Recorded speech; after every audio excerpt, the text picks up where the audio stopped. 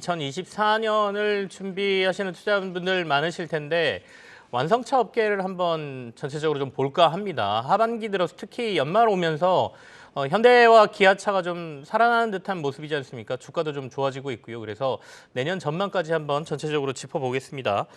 산업부의 정원우 기자가 나와 있습니다. 어서 오십시오. 일단은 실적이 좀 좋아졌다는 거 아니겠습니까? 최근 주가가 올라오는 거. 실적 점검부터 좀 해볼까요?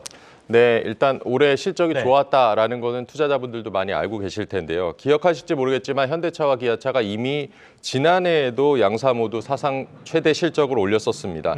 그런데 이 연간 사상 최대 실적, 지난해 기록했던 사상 최대 실적을 이미 올해 3분기에 돌파를 했습니다. 네. 4분기 실적 발표가 아직 남아있지만 2년 연속 양사 모두 사상 최대 실적 기록을 확보해 놓은 상황입니다. 올해 영업이익이 3분기 누적으로 현대차가 11조 6천억 원, 네. 기아는 9조 1천억 원을 넘었습니다. 합산으로 3분기 만에 20조 원을 돌파를 한 것이고요. 4분기 실적 발표는 1월 말에 예정이 돼 있습니다. 올해 연간으로는 현대차는 15조, 기아는 12조 원을 넘어서 합산으로 27조 원을 거둘 것으로 예상이 됩니다. 아직 이제 예상이라고 말씀하셨으니까 4분기 실적이 발표가 안 된 상황인데 말씀하신 것처럼 예상하는 대로 양사를 합쳐서 영업이익이 한 27조 원까지 올라간다고 하면 전년과 비교해서는 얼마나 좋아지는 거예요? 앞서 이제 작년에 연간 사상 최대 실적이라고 말씀을 드렸는데요. 작년 실적을 보면 현대차가 9.8조 원, 9조 8천억 원을 올렸고 기아는 7조 2천억 원의 영업이익을 올렸었습니다. 합산하면은 17조 원 정도가 됩니다. 올해 만약에 27조 원을 기록한다면 작년보다 10조 원을 더 벌어들이게 되는 것이고요. 그럴 일은 없겠지만 이제 4분기에 적자를 내지만 않는다면 올해까지 말씀드렸다시피 2년 연속으로 실적 신기록을 세우게 되는 겁니다.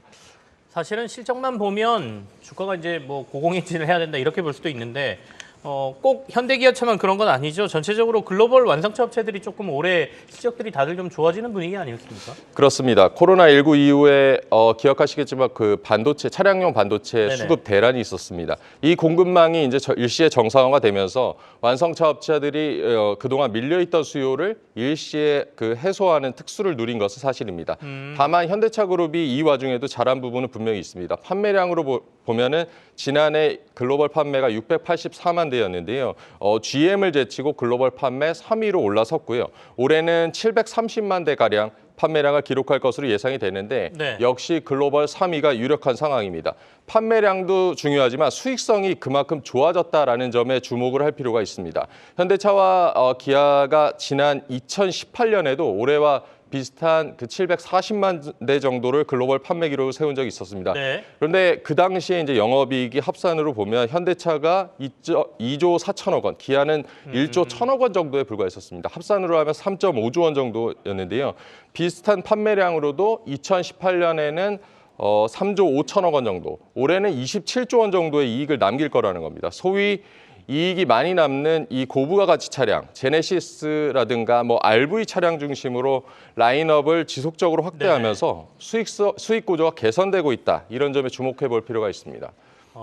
예전과 똑같은 정도의 실적이 올라오는데 영업이익이 많이 좋아졌다 이런 얘기시잖아요. 네. 결국에는 환율의 도움도 있었겠지만 그만큼 말씀하신 것처럼 부가가치 높은 차량을 많이 판매하고 있다. 구조적으로 좀 변했다 이렇게 볼 수도 있겠네요.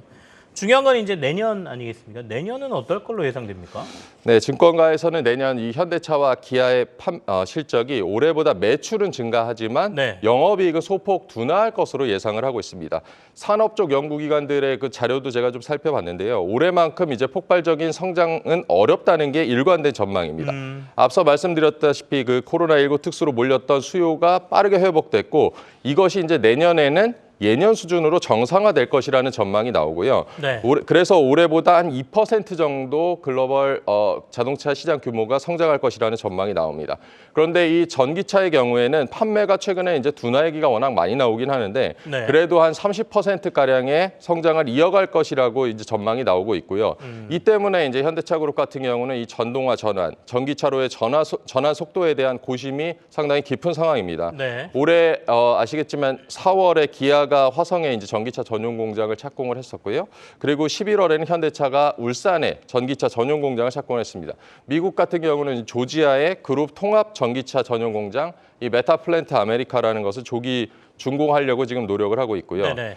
전기차 전환을 준비해야 되는 것은 맞는데 급변하는 시장 상황에 맞춰서 어떻게 이런 생산을 조절해 나가느냐가 내년에 굉장히 중요해지고요.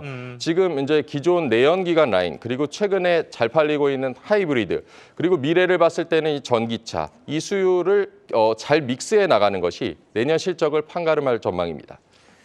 자, 이제 다 같이 좋아질 때는 사실 눈에 잘 안 띄는데 내년은 약간 어려울 수 있다라는 말씀으로 들리긴 하거든요. 이때 현대기아가 다른 글로벌 완성차 기업들하고 어떻게 달리 또 전략을 펼치느냐가 주가의 향방을 결정할 것 같네요. 산업부의 정원우 기자와 함께 오늘은 완성차 업체들 좀 살펴봤습니다. 고맙습니다.